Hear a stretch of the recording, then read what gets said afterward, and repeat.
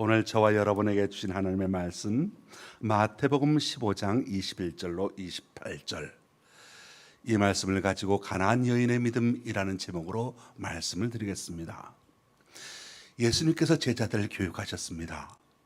그 제자들에게 때로는 칭찬과 격려의 말씀을 하시기도 하셨고, 때로는 책망과 꾸중의 말씀을 하기도 하셨습니다.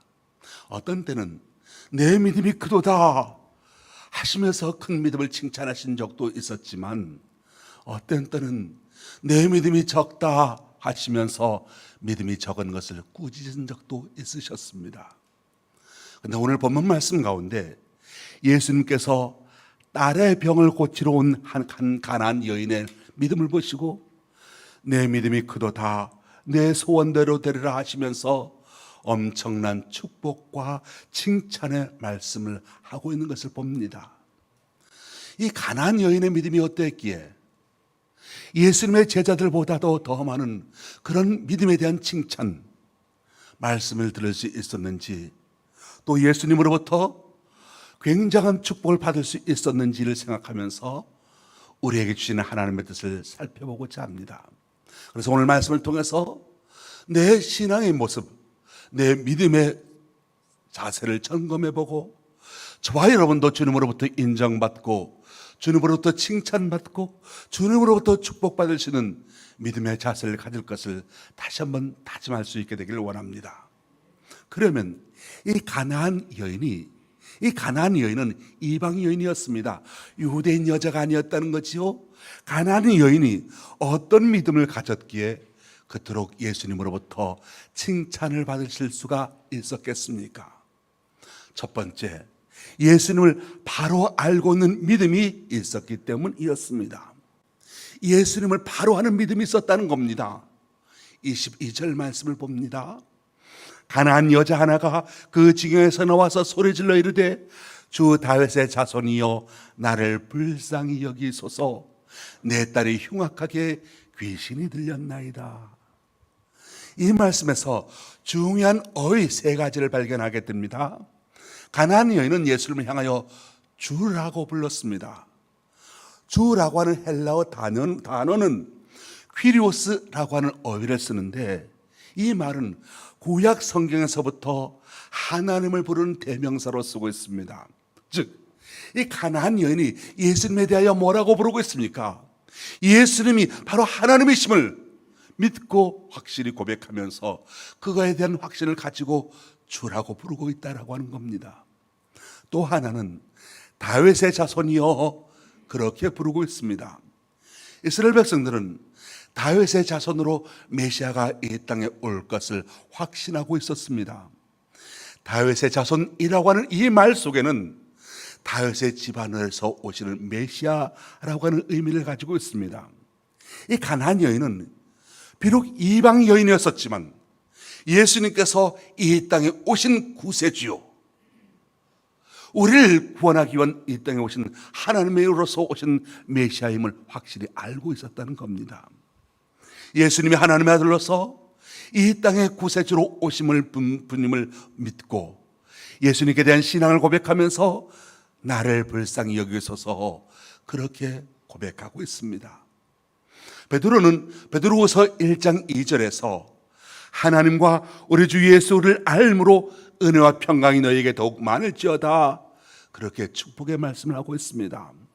예수님이 누구신지, 예수님이 나에게 어떤 분이신지, 예수 그리스도가 누구신지를 확실히 알고 믿는 자가 하나님의 복을 받게 된다는 것입니다.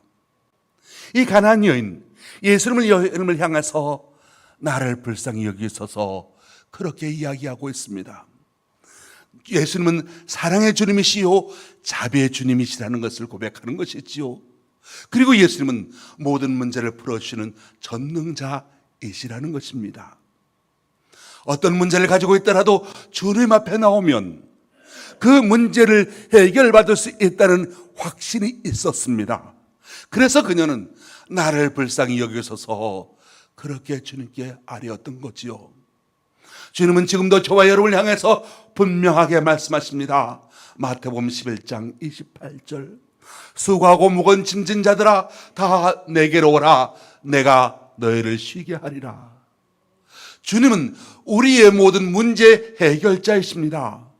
문제를 해결하기 위하여 주님을 찾아온 가나안 여인처럼 오늘 저와 여러분도 주님 앞에 내 자신의 문제를 내어놓고 주님의 생명력에 의해서 우리의 문제가 하나하나 풀어질 수 있는 축복과 은혜가 있게 되기를 예수님의 이름으로 축원합니다. 둘째로 이 가나안 여인의 믿음, 주님으로부터 칭찬받았었던 그 믿음은 바로 시련을 이기는 믿음이었던 겁니다. 시련을 이기는 믿음이었다. 이 여인의 대단한 믿음을 가지고 주님을 찾아옵니다. 그런데 주님께서는 당장 바로 그 자리에서 이 여인의 문제를 해결해 주시거나 고통을 덜하여 주시지 않으셨습니다. 이 여인이 과연 하나님의 축복을 받을 만한 사람인지, 은혜 받을 만한 그릇이 있는지 확인하기 위한 시험을 먼저 하십니다. 예수님은 가나안 여인만 시험하시는 것이 아닙니다. 오늘 저와 여러분도 신앙생활을 하는 중에 우리의 믿음의 수준을 주님으로부터 점검받을 때가 있다는 겁니다. 주님께서는 우리의 믿음을 먼저 확인하신 후에 그 믿음에 따라 축복을 주시고 은혜를 내려주십니다. 하나님께서 아브라함을 부르셨습니다. 그를 믿음의 조상으로 세우길 원하셨습니다. 처음부터 믿음의 조상이 되게 하시는 것은 아니었습니다. 그에게 믿음을 연단시키고 그 믿음을 확인한 다음에 그를 아브라함에서 아브라함이 되게 하시고 이스라엘의 그리고 모든 믿는 자들의 믿음의 조상이 되게 하여 주셨던 겁니다. 오늘 본문 말씀을 가만히 살펴보면 이 여인이 세 가지 측면에서 주님으로부터 시험을 받았음을 알 수 있습니다. 첫째, 침묵의 시험을 받았습니다. 여인이 주님 앞에 나와서 주님 앞에 간청을 합니다만 주님께서는 아무런 반응, 아무런 대답도 하지 아니하셨다라고 하는 겁니다. 23절 말씀 보십시오. 예수는 한 말씀도 대답하지 아니하시니. 자, 여러분, 우리가 주님 앞에 내 문제가 생겼을 때마다 간절히 나와 주님 앞에 매달려 기도합니다. 그럴 때 주님으로부터 어떤 응답이 이루어지기는커녕 오히려 문제가 복잡해지고 어려울 때는 있지 아니하셨습니까? 왜? 내가 주님 앞에 이렇게 기도하는데, 왜 내가 이렇게 주님을 참고 주님을 사모하는데, 응답받기를 원하는데 주님께서는 아무런 반응을 하지 아니하느냐? 왜 예수님이 가만히 침묵을 지키고 계시는가 하고 불안해하고 낙심하기도 하고 궁금해하기도 합니다. 여러분, 신앙에는 인내가 필요합니다. 신앙은 참고 견디는 인내가 필요합니다. 인내가 없으면 우리 신앙생활 제대로 하지 못합니다. 그래서 누가복음 18장 1절 우리 주님께서 말씀하십니다. 항상 기도하고 낙심하지 말아야 한다 말씀하십니다. 무슨 말입니까? 당장 기도의 응답이 이루어지지 않았다 할지라도 그것 때문에 원망하거나 불평하거나 화를 내기보다는 내 기도를 들으시는 주님께서 마침내 언젠가는 선하게 응답하여 주신다, 이 확신 가지고, 이 믿음을 가지고 참고 기다리고 인내하는 믿음이 있어야 한다는 겁니다. 이 여인이 주님 앞에 나와서 간구합니다. 그런데 주님께서 아무런 응답을 내려주지 아니합니다마는 주님 곁을 떠나지 아니합니다. 주님, 저를 도와주옵소서 간구하고 있습니다. 오늘날 많은 그리스도인들이 이 예수님의 무반응 테스트에 걸려 넘어집니다. 그리고 불평합니다. 나도 기도해봤는데 아무 응답이 없더라. 나 역시 기도했는데 아무 일도 일어나지 않더라. 그런데 여러분, 우리가 기도 응답을 받으려면, 내가 하나님의 축복을 받는 믿음으로 인정받으려면 그 과정을 통과해야 한다는 사실입니다. 예수님이 우리의 기도를 듣지 못해서가 아닙니다. 우리가 어떤 반응을 보이는지 살피고자 일부러 침묵하시는 경우도 있다는 사실입니다. 그런 여러분이 주님 앞에 기도할 때 반응이 없어도 포기하지 말고 반응이 올 때까지, 응답이 올 때까지 기도해야 합니다. 계속 주님 곁에 가까이 나가 주님 곁에 나가야 한다는 사실이죠. 떠나면 안 됩니다. 새벽 기도 며칠 나오고 포기하면 응답받기 어렵습니다. 문제가 생겨 며칠 작정을 하고 기도 시작하고는 아무 일도 일어나지 않는다고, 아무 일도 일어나지 않는다고, 일이 풀리지 않는다고 며칠 하고서 집어치우면 안 된다는 겁니다. 주님은 보고 계십니다. 주님은 여러분의 기도를 듣고 계십니다. 주님은 여러분을 위하여 축복을 예비해 놓고 계십니다. 구하는 것을, 여러분이 구하는 것을 주님께서 다 들으신다 믿으십시오. 확신하십시오. 응답이 올 줄로 확신하고 계속해서 끈기를 나타내는 믿음을 주님께 보이고 인정받게 되시길 바랍니다. 세 번째는 주변 사람들이 방해를 합니다. 23절 말씀 봅니다. 제자들이 와서 청하여 말하되 그 여자가 우리 뒤에서 소리를 지르오니 그를 보내소서. 제자들은 가나안 여인이 예수님을 찾아와서 소리 지르는 것이 시끄럽다고, 귀찮다고 여겼습니다. 그래서 이 여인을 따돌려 보내라고 하는 겁니다. 이 사람들이 누구라고요? 예수님의 제자들이라고요. 내가 주님께 나아갑니다. 주님께 간구합니다. 그런데 그것을 방해하는 사람이 있습니다. 누구라고요? 예수 믿는 사람이라는 거요. 우리가 대단한 결심을 가지고 주님께 가까이 나아가려고 할 때 여러 가지 방해물과 장애물이 있을 수 있습니다. 때로는 내가 교회에서 정말 신앙생활 잘 해보고 싶은데 교회 보니까 아무개 때문에, 누구 때문에 그 사람이 나한테 미운 짓을 하니까 내가 교회 나가고 싶지 않다 생각이 들 때가 있지 않았습니까? 바로 이 여인이 그랬던 겁니다. 어떤 때는 주일 아침 일찍 준비해서 교회 나가려고 하는데 친구가 전화 와서 오늘 어디 가자 그렇게 재촉할 때도 있습니다. 교회 나오려고 하는데 남편이 방해할 때가 있고, 아내가 방해할 때도 있고, 자식이 방해할 때도 있고, 부모가 방해할 때도 있습니다. 우리의 신앙생활에는 여러 가지 장애물이, 우리의 신앙생활은 여러 가지의 마귀의 역사와 유혹이 도사리고 있다는 겁니다. 이럴 때 어떻게 해야 됩니까? 포기하지 말고 이런 장애물을 극복하고 이겨나가는 믿음이 필요합니다. 시련을 이겨가는 사람이 주님으로부터 내 믿음이 크도다 칭찬을 듣게 되는 겁니다. 세 번째, 예수님으로부터 무시받고 경멸당하는 시험입니다. 예수님으로부터 무시받았다는 겁니다. 24절 말씀 봅니다. 나는 이스라엘의 집에 잃어버린 양 외에는 다른 데로 보내심을 받지 아니하였노라. 무슨 말입니까? 너는 이방인 여인이지 않느냐? 너에게 줄 은혜가 없다. 그렇게 말씀하는 겁니다. 거기에다가 한술 더 떠서 말씀하십니다. 26절. 자녀의 떡을 취하여 개들에게 던짐이 마땅하지 아니하니라. 개들에게 던짐이 마땅하지 아니라 무슨 뜻입니까? 솔직히 말할게요. 너는 개냐 개 아니냐, 이방인으로 개 취급을 받아야 하는 사람이 아니냐, 그런 겁니다. 누구한테요? 예수님으로부터요. 유대인들은 이방인들을 개 취급을 했습니다. 근데 여러분, 대놓고 나한테 개 취급을 한다, 무시를 한다, 화날 만하지 않겠습니까? 뭐든지 개자가 붙으면 나쁜 게 됩니다. 그죠? 떡도 개떡, 개집, 개밥, 개똥, 개털, 뭐든지 개자가 붙으면 안 좋은 뜻이 됩니다. 예수님이 이처럼 모질게 그 여인에게 대했다는 겁니다. 근데 성경을 보면 예수님이 단 한 번도 불쌍한 사람에게 이렇게 대접한 일이 없습니다. 예수님은 원래 그런 분이 아니셨습니다. 그런데 왜 이 가난한 여인에게만은 개라고 하는 단어를 사용하시면서까지 모욕감을 느끼게 하셨겠습니까? 바로 중심을 보시기 위한 시험을 하셨다는 겁니다. 이 땅에 오는 것은 유대인들을 구하러 오는 것이지 너같이 개같은 이방인들을 구하러 온 것이 아니야.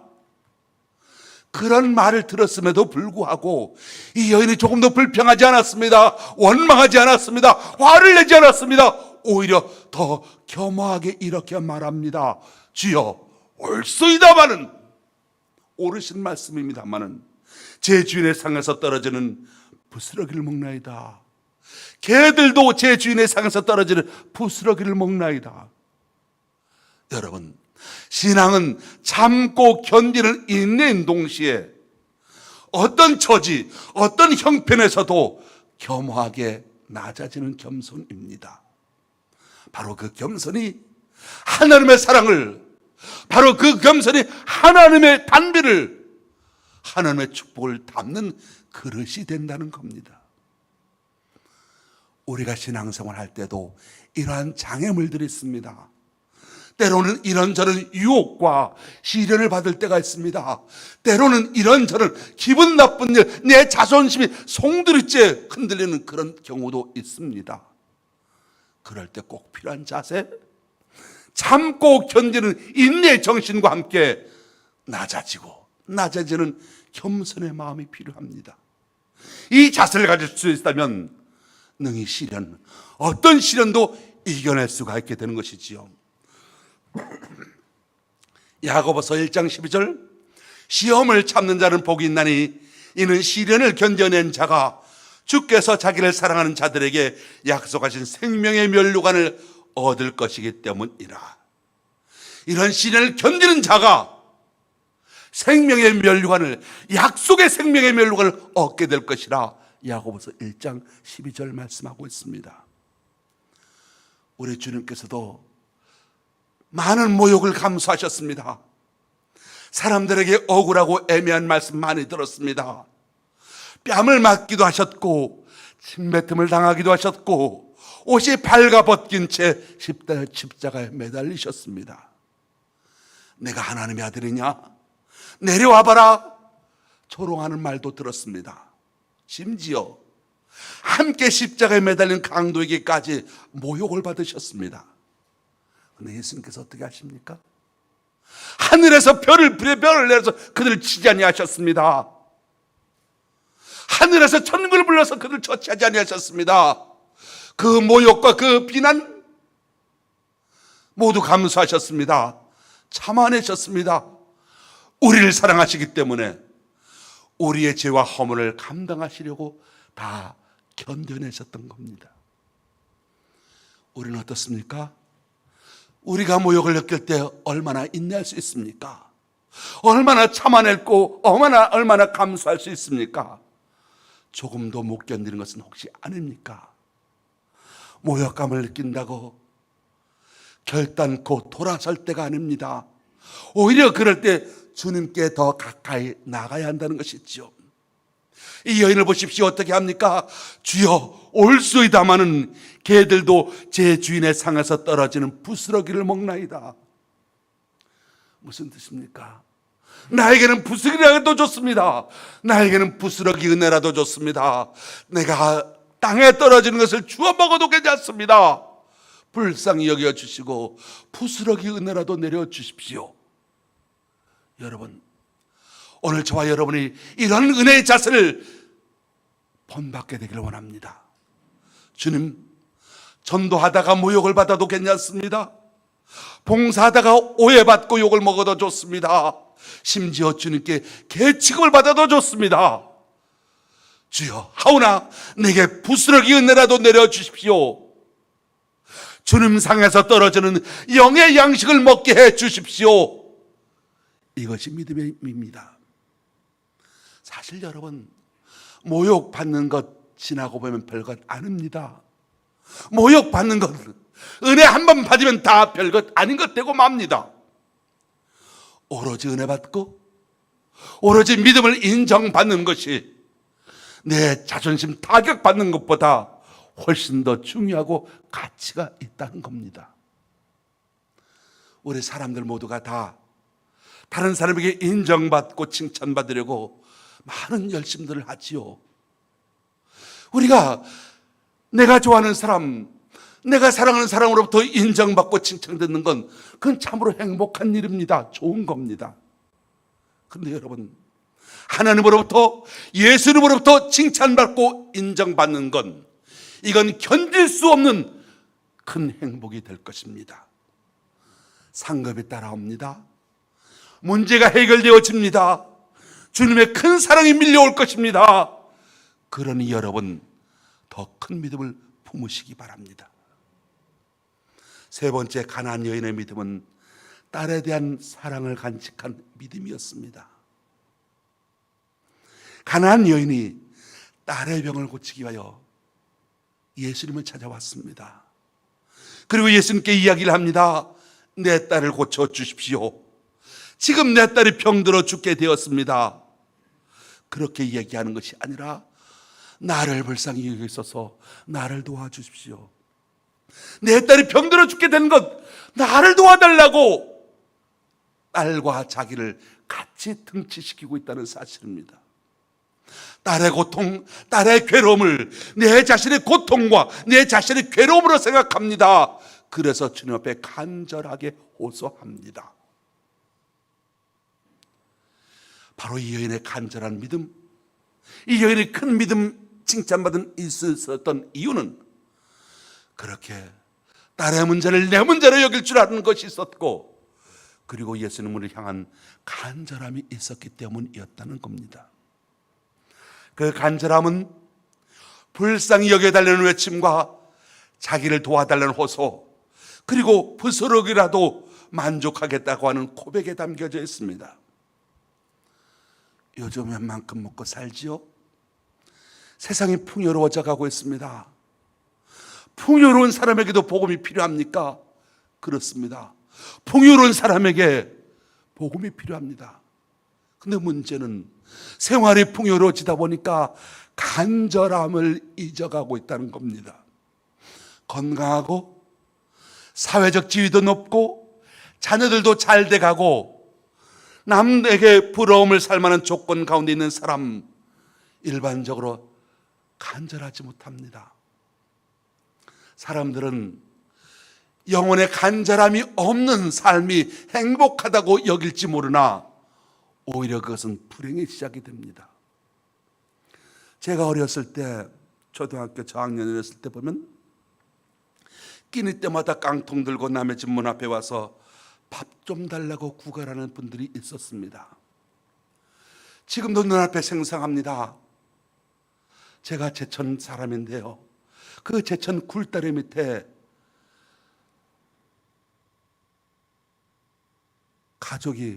몇몇 가족이 거기서 구걸하며 거지 생활하시는 분들이 있었습니다. 하루살이가 벅찰 수밖에 없는 불행한 인생들이었었지요.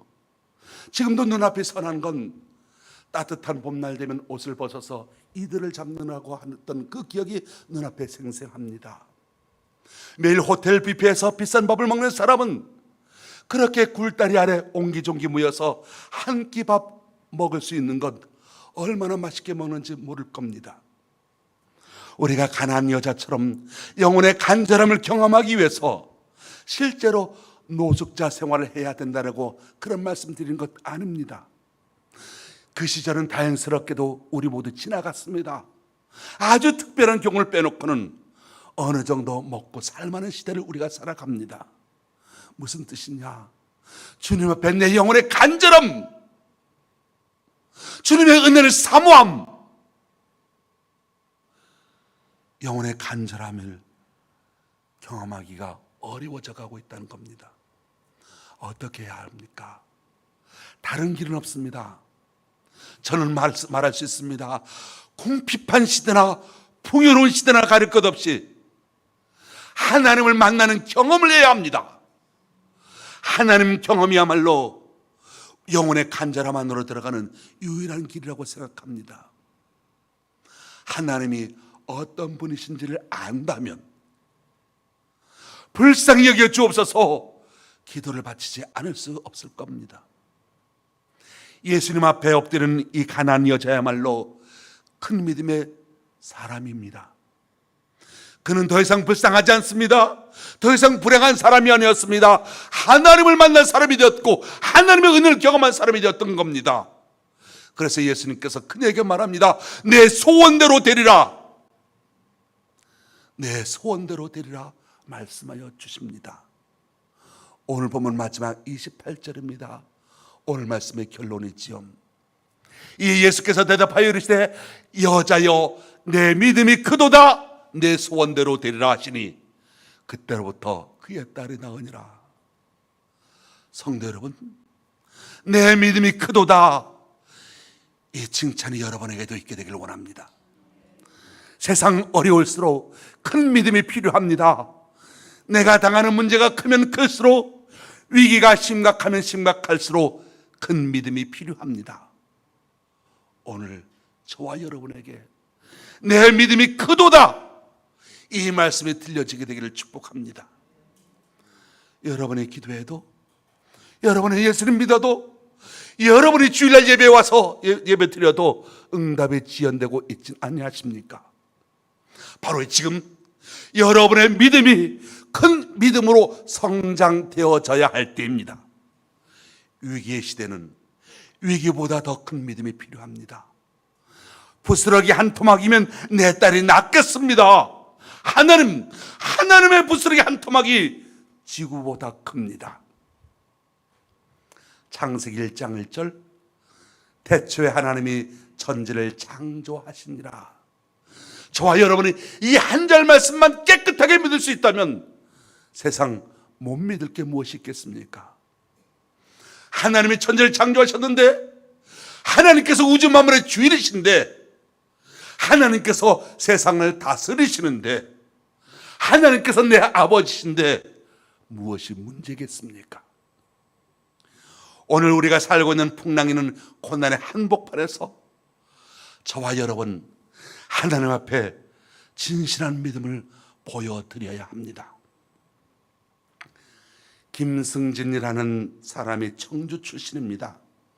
청주는 내륙 도시지요, 바다가 없는 도시입니다. 2015년 무동력 요트를 구입해서 국내 최초로 바다로 전 세계를 일주합니다. 209일, 약 7개월이 걸립니다. 그리고 돌아와서 기자회견을 합니다. 바다에 나가보니 첫째는 언제나 바람이 있다는 겁니다. 우리 인생과 똑같습니다. 7m 파도가 덮쳐서 무동력 요트가 뒤집혀지기를 2번이나 했고, 바다 한가운데서 사투를 벌이고 요트를 다시 뒤집어서 여행을 계속했다는 겁니다. 그 얘기를 들으면서 저도 돌이켜보면 내 육체 요트가 뒤집혀서 내 인생 끝이로구나 생각될 때도 있었고, 공동체 위기를 느낄 때도 있었고, 목회 위기를 느낄 때도 있었습니다. 인생에 바람 없는 날이 언제이겠습니까? 지금 세상 한복판 날아다니고 뛰어다닌다고 생각하십니까? 내 삶에 문제가 없다고 여기십니까? 어떤 때는 문제가 너무 아파서 자다가 벌떡 일어나고, 일어나면 12시, 1시 밤잠을 자지 못하고 어떻게 하면 좋습니까? 침대에 무릎 꿇고 엎드려 기도했던 적도 있었습니다. 두 번째, 바다에 나가보니까 어쩌다 보면 바람 없는 날도 있더라는 겁니다. 진짜 위기는 바람 없을 때가 아니라, 진짜 위기는, 다시 말합니다, 진짜 위기는 바람 부는 날이 아니고 바람 없는 날이더라는 겁니다. 졸립니다. 배가 꼼짝도 못하고 앞으로도 뒤로도 못 갑니다. 졸다가 보니 상어가 나타납니다. 상어와 처절한 싸움을 몇 번이고 해야 합니다. 졸다가 보니까 해적대가 나타납니다. 바다 한가운데서 몰아치는 위기는 상상이 안 되는 위기였다는 겁니다. 인생을 살다 보면 일이 잘 풀릴 때가 있지요. 바람 한 점 없이 고요한 때가 있지요. 성공할 때가 있지요. 모든 것이 뜻대로 잘 돼 간다고 느껴질 때가 있습니다. 내가 노력하는 것도 별로 없는 것 같은데 돈벌이거리가 꽤 괜찮을 때가 있다는 겁니다. 목회를 하다 보면 박수로, 갈채로, 칭찬으로 인정받을 때가 있습니다. 그러다 보면 어깨에 힘이 들어가고 고개가 우쭐해집니다. 바로 그때가 진짜 위기였던 겁니다. 세 번째, 해가 지고 저녁이 되면 무섭기도 하고 힘들고 외롭기도 하답니다. 근데 반드시 저녁을 지나고 나면 아침에 태양이 떠올랐다는 것이지요. 209일 동안 밤이 지나고 나면 아침이 찾아왔습니다. 창세기 1장 5절, 저녁이 되고 아침이 되니 이는 첫째 날이니라. 8절, 저녁이 되고 아침이 되니 이는 둘째 날이니라. 13절, 저녁이 되고 아침이 되니 이는 셋째 날이니라. 성경에 보면 아침이 되고 저녁이 되니라는 말이 한 번도 없습니다. 저녁이 되고 아침이 된다는 겁니다. 여러분의 삶에 개인적으로 밤을 맞이한 분이 혹시 있으십니까? 여러분에게 이제 저녁이 되었으면 아침이 찾아오게 될 줄로 믿습니다. 로마서 8장 28절, 하나님을 사랑하는 자 곧 그 뜻대로 부르심을 입은 자들에게는 모든 것이 합력하여 선을 이루느니라. 사랑하는 성도 여러분, 오늘 믿음을 점검해 보십시오. 과연 내의 믿음이 주님으로부터 인정받을 수 있는 믿음인지, 과연 내 믿음이 크도다 칭찬받을 수 있는 믿음인지 점검하는 기회가 되시기 바랍니다. 주님을 나의 구세주로 확신하면서 믿는 믿음이 있어야 합니다. 그리고 모든 시련을 견디는 믿음, 오해와 박해를, 고난을 이겨나가는 인내와 겸손의 믿음이 있어야 합니다. 형제를 진심으로 사랑하는, 사랑에서 우러나오는 믿음이 있어야 합니다. 이런 믿음을 주님께서 의롭게 보시고 내 믿음이 크도다 내 소원대로 이루리라 축복하여 주십니다. 이와 같은 축복이 여러분의 삶에 더 크게 이루어지게 되시기를 예수님의 이름으로 축원합니다. 기도하겠습니다. 하나님 아버지, 우리를 사랑해 주신 은혜에 감사합니다. 가나안 여인의 믿음을 생각하면서 우리 모두가 주님으로부터 인정받는, 주님으로부터 칭찬받는 믿음을 가질 수 있는 우리가 되게 하여 주옵시고, 우리의 믿음을 키워나갈 수 있도록 섭리하여 주옵소서. 주님은 정말 우리의 구세주이시며 우리의 죄를 대속해 주시고 우리를 하나님의 자녀로 삼아주신 구원의 주님이심을 확실히 깨닫고 믿을 수 있는 저희가 되게 하옵소서. 모든 시련과 어려움과 고난을 이겨나갈 수 있는 믿음이 있게 하여 주옵시고 사랑으로 더욱 성숙해 갈 수 있는 믿음이 될 수 있도록 주님 일깨워 주옵소서. 예수님의 이름으로 기도합니다. 아멘. 488장 찬송하겠습니다.